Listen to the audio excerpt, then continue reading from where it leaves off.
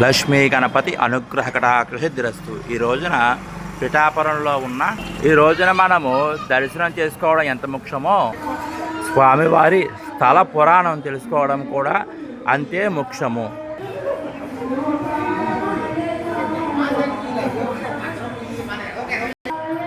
ఈ కలియుగంలో 1320వ సంవత్సరంలో బ్రహ్మ విష్ణు మహేశ్వర స్వరూపమైనటువంటి శ్రీ గురు దత్తాత్రేయ స్వామివారు ప్రప్రథముగా అవతారముగా శ్రీపాద శ్రీవల్లభ స్వామివారు శ్రీమతి సుమతి అప్పలరాజ శర్మ పుణ్య దంపతులకు పిఠికాపురంలో జన్మించారు.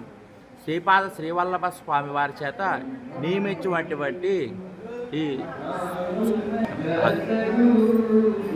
శంకర భట్టు అనే కన్నడ బ్రాహ్మడు శ్రీపాద శ్రీవల్లభ స్వామి సమకూలికలు రచించిన శ్రీపాద శ్రీవల్లభ చరితామృతము అనే గ్రంథములో శ్రీపాద శ్రీవల్లభ స్వామి వారి చెప్పినట్టుగా కొన్ని దశాబ్దములు తరువాత నా మాతామహులైన బాబాచార్యుల వారు 33వ తరము నడుచుతుండగా శ్రీధర స్వామి శిష్య పరంపరచే నా జన్మస్థలమైన బాపనాచార్యులు స్వగృహమునందు శ్రీపాద శ్రీవల్లభ మహాసంస్థానం ఏర్పడి నా దివ్య పాదుకలు ప్రతిష్ఠించబడును. తరువాత కొన్ని సంవత్సరములకు ఆ ప్రయత్నముగా శ్రీపాద శ్రీవల్లభ స్వామి శ్రీ గురు దత్తాత్రేయ స్వామి శ్రీపాద శ్రీవల్లభ చరితామృతము గ్రంథము వెలుగులోకి వచ్చింది. నా మాతామహులైన బాపనాచార్యులు వారు 33వ తరం వ్యక్తిచే నా సంస్థానంలో నా చరణములకు సమర్పించబడును అని శ్రీపాద శ్రీవల్లభ చరితామృతంలో చెప్పబడింది. శ్రీపాద శ్రీవల్లభ చరితామృతంలో శ్రీపాద శ్రీవల్లభ స్వామి వారి పైన చెప్పిన విధముగా శ్రీధర స్వామి శిష్యులైన సజ్జనగడ నివాసి జగద్గురువు శ్రీ శ్రీ శ్రీ రామాస్వామి మరియు వైశ్య ప్రముఖులచే శ్రీపాద శ్రీవల్లభ స్వామి అనుగ్రహముతో 1988వ సంవత్సరంలో శ్రీపాద శ్రీవల్లభ మహాసంస్థానమునందు స్వామివారి దివ్యమైన పాదుకలు ప్రతిష్ఠించబడినవి. తదుపరి 1992వ సంవత్సరంలో శ్రీపాద శ్రీవల్లభ స్వామి శ్రీ గురు దత్తాత్రేయ స్వామి శ్రీ నృసింహ సరస్వతి స్వామి వార్ల విగ్రహమూర్తులు ప్రతిష్ఠించబడినవి.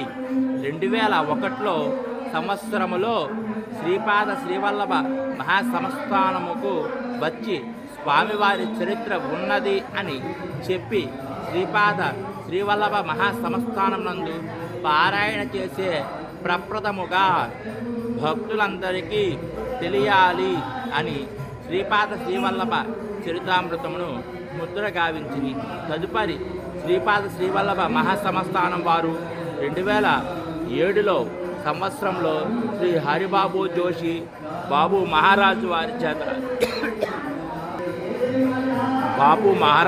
చేత మరాఠీ భాషలో ప్రప్రథముగా అనువాదించిన శ్రీపాద శ్రీవల్లభ చరితామృతమును ముద్రణ గావించినారు.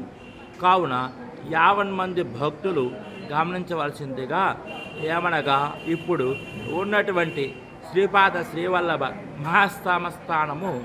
మహాసంస్థానమే ఆనాటి బాపనాచార్యుల స్వగృహము. ఇది అందరూ తెలుసుకోవలసిన విషయము.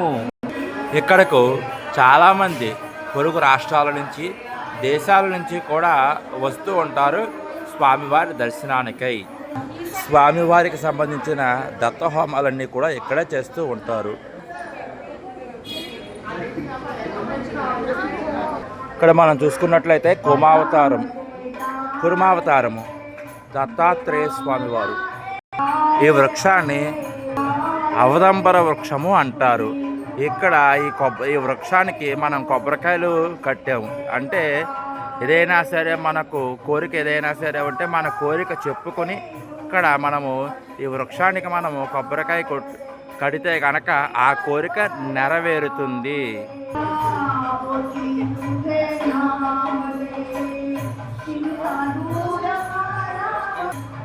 ఈ వృక్షం పేరు ఔదంబరం.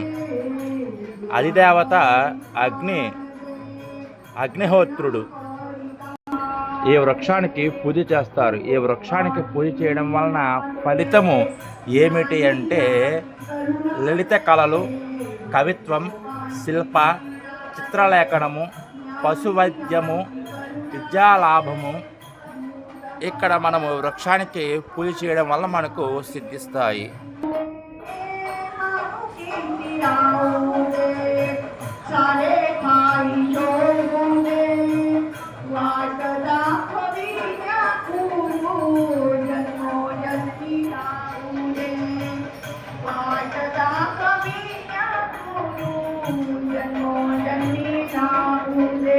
చూడండి ఎంతమంది భక్తులు ఉన్నారో చూడండి.